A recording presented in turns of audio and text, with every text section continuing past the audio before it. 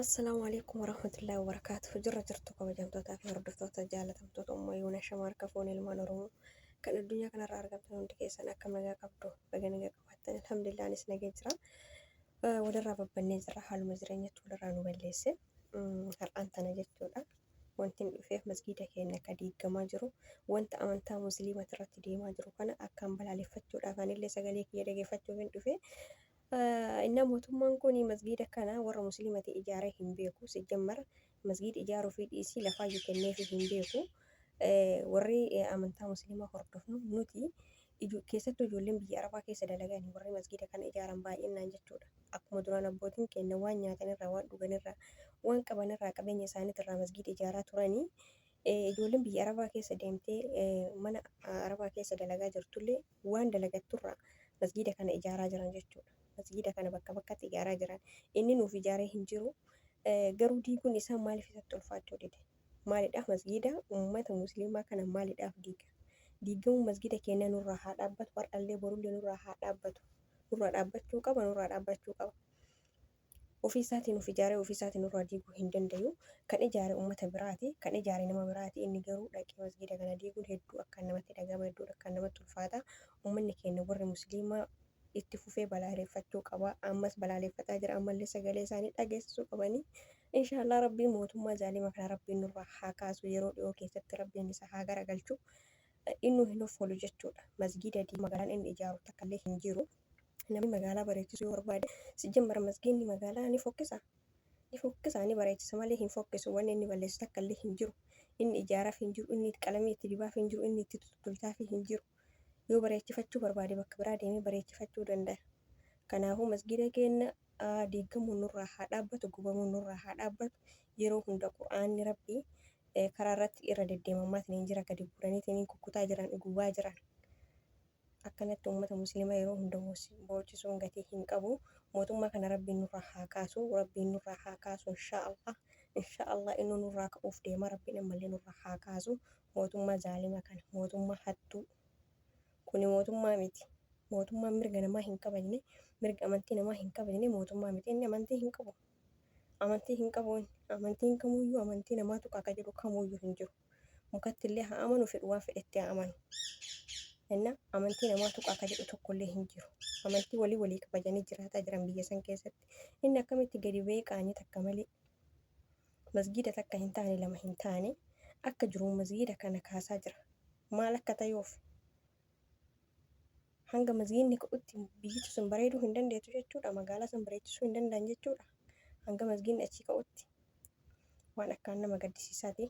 Wallahi ilaalullee baay'ee tokko garaan nu dadhabee jira. Inshaallah rabbiin mootummaa kana yeroo gabaabduu keessatti nurraa kaasee garaa keenya nullee nu haa qabbaneessu. Warra amantii musliimaa homaa miti inshaallah. Bakka hundattuyyuu jajjabaadhaa, sagalee kan keessan dhageessisa. Yeroo bari'uu kaatetti fitnatu jajjabaata akkuma jedhamu. Mootummaan kun azalatu isaa gahe. Azalli isaa kainanii warra uummata musliimaa kana tuttuquu eegale, masgiida kana gubuu eegale, masgiida kana buqqisee achitti magaalaa ijaara jedhee yaaduu eegale. Rabbiin inshaallah nurratti hin dhiisu. Har'as borus nurratti hin dhiisu inshaallah. Ba'iznillahil kariim. Rabbi tokkochaan yoo taate mootummaan kun yeroo gabaabduu keessatti nurraa ka'uu qaba. Ta duraatii miti iyyatuu qaban uummanni keenya. Kabara durii nurratti deebisaa jira natti fakkaataa jira. Bara Minilik keessa hayyoota keenya, abbootii amantaa, olomaa'ota keenya fixaa turan san ammallee akkas nurratti deebisaa jiranii oduu akkatti jaalala uummanni keenya masgiidni kun hin diigamu. Nama meeqatu wareegamaa jira. Nama meeqatu shahiidaa jira sababa masgiida kanaati jechuudha. Kana wallaalee ofitti kaasee beeka, ofitti kaasee hin beeknu. Wallahi irraa namni islaamaa takka kan ijjisaa imimmaan hin buufne rahmatan qabu. Kan waan kanaaf ka'ee ittiin bobbaane rahmatan qabu. Kan waan kana sheerin goone rahmatan qabu. Rabbi biraa maal barbaadda, maal eeggatta? Mee maal eeggatta? Irraan tana bikkatti salaattu dhabde birkaan udu'atti godhattu sirraa jigee manaaraan dheeraan ati kalee obboleessi kee kan islaamaa achirra dhaabbate odoo lubbuun isaatiif hin sodaanne achi kufeetiin caba odoo hin jenne rabbiif jecha ifannee jaal masgiidaati kalee kaate أرماتا وجمباريلا أنغورا بات مسجد كان جزيجي مسجد كان سرال أنجار تجزيجي بما تسنى كيفهم كان على الإسلام أنت يا بني جنكي بكسر تاريخها رب رحمة سنكيسا والله إيالا فيتتي الران تانا خمنا فرشو خيسا جروتو مسجد نتو كميدنان قبيتا ايبو جرا كم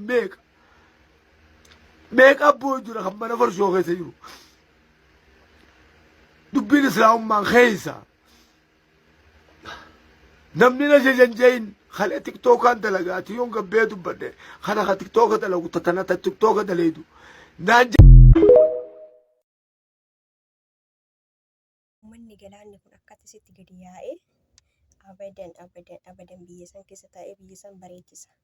Uummata musliimaa kana bakka itti salaatu dhoorga. Bakkee isaan itti salaatan akkasuma masgida isaanii jalaa diigee magaalaa bareechisa jettee yaaduun kan kee gonkumaa hin danda'amu waan hin danda'amne yaadde. Ofii tuttuutee uummata ofitti kaafte. Yaa namticha mataa hin qabne. Uummata ofitti kaafte. Ofii kan keetii uummata ofitti kaafte. Namni amantaa namaa kamuyyuu kabajee walii kabajanii waliin jiraatan malee namni amantaa isaa akka barbaadetti tolfatee akka barbaadetti ijaarachuu danda'a. Osoo beektee lafaayyuu kennitee fi hanga dandeettuun qarqaartee ijaaruu qabda jennaan masgiida uummanni garaa ofii hidhatee waan nyaatu kan hin qabnerraa yeroo akkatti qaala'insi jireenyaa akkatti uummata maraachii kanarraa waan qabanirraa uummanni mana amantaa isaanii ijaarratanii bareechifatanii keessatti salaataa jiran. Keessatti rabbi ofii kadhataa jiran ati dhayxee irraa diiguu rabbiillee nurratti sin dhiisu ni kaata inshaallah guyyaa dhiyoo keessatti ni kaata inuma kaata baga ofitti kaafte baga uummatallee ofitti kaafte hoomaaf uummata ofitti kaafte inshaallah yoo rabbi irraa taate inuma nurraa kaataa rabbiin nurraa haa kaasuu bakka jirtanii sagalee keessan dhageessisaa masgida gubachuu nurraa haa dhaabbatu. Qur'aana keenya gubuun nurraa haa dhaabbatu masgida keenya diiguun nurraa haa dhaabbatu daawwan abiyoota kaasaa mala wallahi garaadda gubate namni dhugaa rabbii masgida akkanatti diigamaa kana jiru kana arge tasuma namni hin suukanoof inni jira jedhee hiyyaadu warra amantaa musliimaa dhiisaati uummanni amantaa biraa hordofaa jiraniyyuu akkatti aaraa jiran yeroo ammaa kana keessatti akkatti jechuun masgida gubuun isaa kun hedduu diiguun isaa kun hedduu namatti ulfaata. Maali mataa akkamiin namni masgida namaa diiga? Masgida rabbii diiga. Mana rabbiiti kun mana nama dhuunfaa tokko hin taane. Mataa dhabuu isaati rabbiin nurraa haa kaasu. Inshaallah du'a illee itti godhaa. Sagalee keessan dhageessisan nurraa ka'a yoo rabbi tokko jarraa taate nurraa ka'a yeroo dhiyootti. Hundi isii jechuudha Oromummaa caala amantii ofii dursitii kun dhugaa lafa jiru. Polotukaadhaaf yeroo tokko Oromoo taanee dhalanne Oromoo taanee jiraanna Oromoo duunee taanee tiniin duuna Oromiyaa irratti duuna this is fake.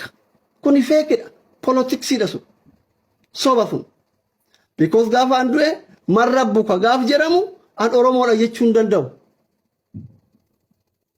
Allah jedha bar marra buka gaaf jedhamu Allah man nabiyyuka gaaf jedhamu akkasuma alayhi salaam man diinuka diinal islaam. Kana deebifta bara. Okay. Gaafa isin nalaata. Ani giftii barbaachuuf himiti. Please warri giftii kannaa jirtan. Muumee galatoom. Maftuha galatoom. Giftii barbaachuuf. Warri gaafa isin. Isinitti mee bara. Akiri isinitti mee bara.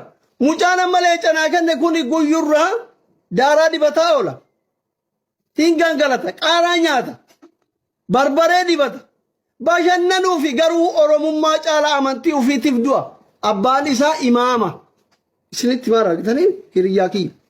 Ani durriyyeen asirraa hudduu dhalaa isin agarsiisaa oolu kun wallaahi billaahi kun rabbi edana bulchin ilma sheekati abbaan kiyya imaama. Ina ana mubaarakii caala namni hudduu dhalaa olii gaa oofu jira akka Oromootti asirratti isinitti maara baran ragaa qabatamaa wajjin. Mubee abbaan isaa imaama masjidate rabbi rahmat isaanii haa godhu. Rabboon jannata haa godhu.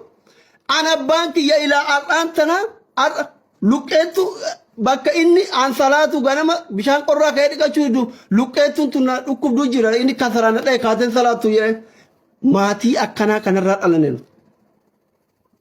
Lubbuu teenya qaqqabuu dadhabnee shayxaanin wasaawwasee hudduu dhalaa laalla malee amantii teenya jibbinee miti never ever sinitti maara qoosaa dhiisa nuti amantii teenyaaf duuna ila qabsoo biyya galuu dinnee miti yoo isin amantii teenya irraa taa'uu diddaan gallee dhumnaa sinitti maara karaa gabaabaa